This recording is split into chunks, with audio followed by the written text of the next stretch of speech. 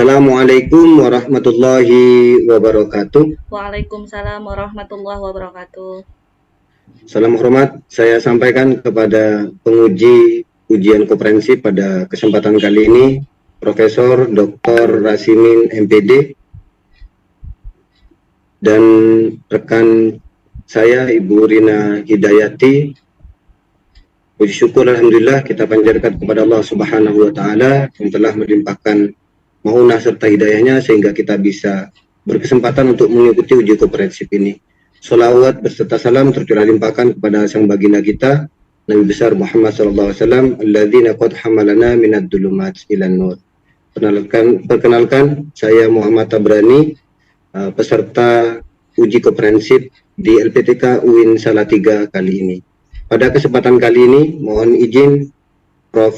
Dr. Rasimin untuk memaparkan modul ajar yang akan saya jelaskan pada kesempatan kali ini.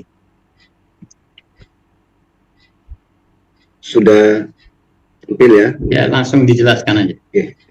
Baik, untuk modul ajar kali ini saya membahas tentang Sunan Giri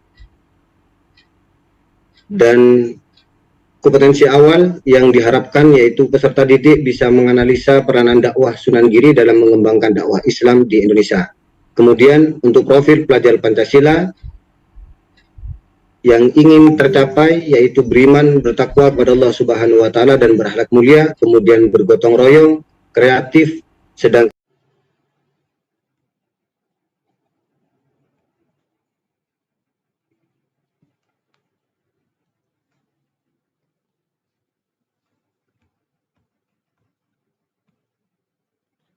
mohon izin Prof. Rasimin untuk memaparkan modul ajar yang ingin saya jelaskan pada kesempatan diuji komprehensif ini. Untuk informasi umum, pertama ada nama penyusun Muhammad Tabrani, institusi Min 1 Kota Surabaya, mata pelajaran Sejarah Kebudayaan Islam. Untuk temanya bab 3, materinya Sunan Giri. Kemudian tahun penyusunan 2023-2024. Jenjang sekolah Madrasah Ibtidaiyah. Untuk fasenya fase C, kelas yang dijadikan sasaran yaitu kelas 6D. Alokasi waktu 2 kali 35 menit atau 1 kali pertemuan. Sedangkan untuk kompetensi awal yaitu peserta didik mampu menganalisa peranan dakwah Sunan Giri dalam mengembangkan dakwah Islam di Indonesia. Sedangkan untuk profil pelajar Pancasila dan profil pelajar Rahmatan lil Alamin, yaitu untuk profil pelajar Pancasila yang ingin dicapai adalah peserta didik mampu memiliki karakter beriman, bertakwa kepada Tuhan Yang Maha Esa dan berakhlak mulia, kemudian bergotong royong, dan yang terakhir yaitu kreatif. Selanjutnya untuk profil pelajar Rahmatan lil Alamin yang ingin dicapai yaitu syura atau musyawarah, kemudian qudwah atau keteladanan, dan yang terakhir yaitu tatawur wa ibtikar, yaitu dinamis dan inovatif. Sedangkan sarana dan prasarana untuk alat dan bahannya ada laptop, LCD proyektor, speaker, handphone, spidol warna, dan buku paket kelas 6 mata pelajaran SKI. Target peserta didik yang digunakan yaitu peserta didik reguler 23 sampai 35 siswa. Sedangkan untuk model pembelajaran yaitu menggunakan model pembelajaran problem listening, sedangkan metode pembelajarannya menggunakan metode game ranking 1. Tujuan pembelajaran yaitu melalui model pembelajaran berbasis PBL atau problem based learning, peserta didik dapat menganalisis biografi Sunan Giri dan peranan dakwah Sunan Giri dalam mengembangkan dakwah Islam di Indonesia dengan benar. Kemudian, melalui metode game ranking 1, peserta didik dapat menganalisis biografi Sunan Giri, peranan dakwah Sunan Giri dalam mengembangkan dakwah Islam di Indonesia dengan benar. Selanjutnya, melalui pembelajaran berbasis proyek, peserta didik dapat membuat karya berupa poster yang mencerminkan perilaku sikap positif Sunan Giri dalam kehidupan sehari-hari dengan menarik dan tepat. Untuk KKTP-nya atau kriteria ketercapaian tujuan pembelajaran, saya menggunakan satu hasil tes tulis dan untuk menganalisis biografi Sunan Giri dengan benar, kemudian menggunakan hasil tes tulis juga untuk mengukur peserta didik dalam kemampuan mereka menganalisis biografi dan peranan dakwah Sunan Giri dalam mengembangkan dakwah Islam dengan benar. Kemudian yang ketiga, menggunakan hasil karya berupa peta materi atau video atau poster untuk menunjukkan hubungan kausalitas yang logis antara pemahaman peserta didik dengan materi, sikap positif Sunan Giri dengan prakteknya dalam kehidupan sehari-hari. Kemudian pemahaman bermakna diambil bahwa cerita kecil Sunan Giri ternyata serupa dengan cerita Nabi Musa alaihissalam yang sama-sama dibuang ke laut dan sama-sama diasuh oleh ibu angkatnya, walaupun secara kronologi dari kejadiannya berbeda. Kemudian pemahaman bermakna selanjutnya, teori penyebaran dakwah Islam melalui mendirikan pesantren dan menyebarkan agama Islam dengan media kesenian banyak dilakukan oleh para Sunan Wali Songo lainnya, seperti Sunan Ampel yang mendirikan pesantren dan Sunan Bonang dan Sunan-Sunan lainnya yang menyebarkan agama Islam dengan jalur kesenian. Pertanyaan pemantik dan kemudian untuk sintak pembelajaran menggunakan problem listening, yaitu ada orientasi,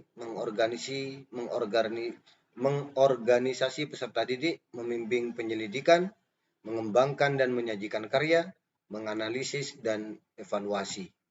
Kemudian untuk asesmen, kita menggunakan diagnostik, kemudian formatif awal, dan sumatif.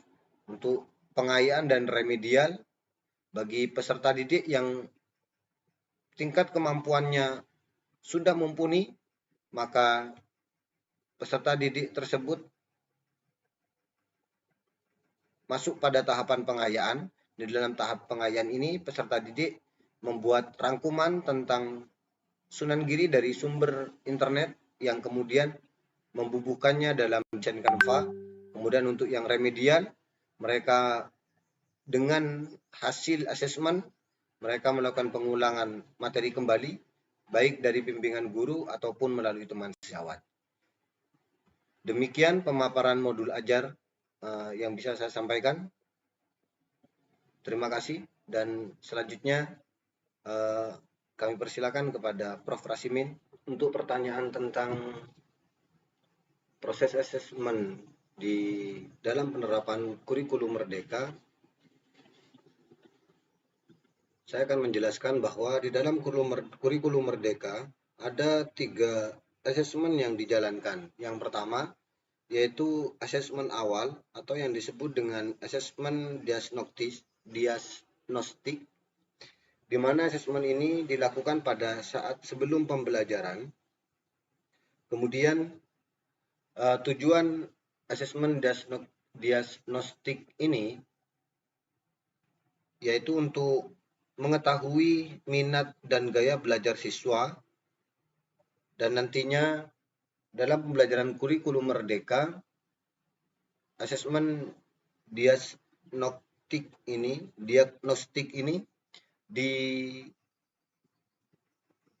dilakukan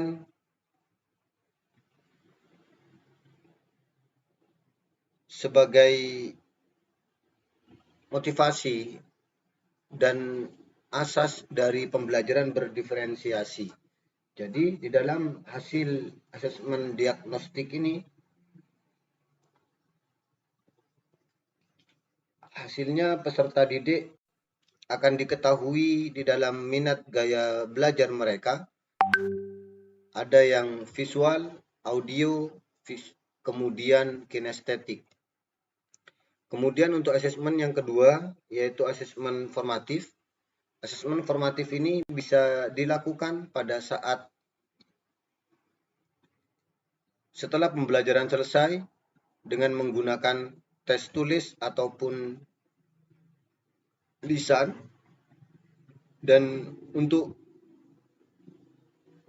modul ajar yang saya terapkan pada kali ini, asesmen saya menggunakan game ranking 1, di mana nanti akan ada satu anak yang akan menjadi pemenang di antara teman-teman yang lainnya. Kemudian untuk asesmen yang terakhir yaitu asesmen sumatif. Asesmen sumatif ini dilaksanakan setiap akhir semester di dalam sebuah pembelajaran. Jadi dalam 1 tahun, asesmen sumatif ini dilaksanakan 2 kali, yaitu di semester ganjil dan juga di semester genap. Baik, demikian Prof. Terima kasih untuk jawaban yang bisa saya sampaikan. Untuk mengaji, saya memilih surat At-Takatsur. A'udzu billahi minasy syaithanir rajim. Bismillahirrahmanirrahim. Alhaakumut takatsur hatta zurtumul maqabir. كلا سوف تعلمون ثم كلا سوف تعلمون كلا لو تعلمون علم اليقين لترون الجحيم ثم لترونها عين اليقين ثم لتسألن يومئذ عن النعيم. Sadaqallahul azim. Baik, demikian sebagai penutup saya sampaikan banyak terima kasih kepada penguji Profesor Dr. Rasimin MPD. Mohon maaf apabila ada kesalahan. Akhir kata, wallahul muwaffiq ila aqwamit thoriq. Assalamualaikum warahmatullahi wabarakatuh.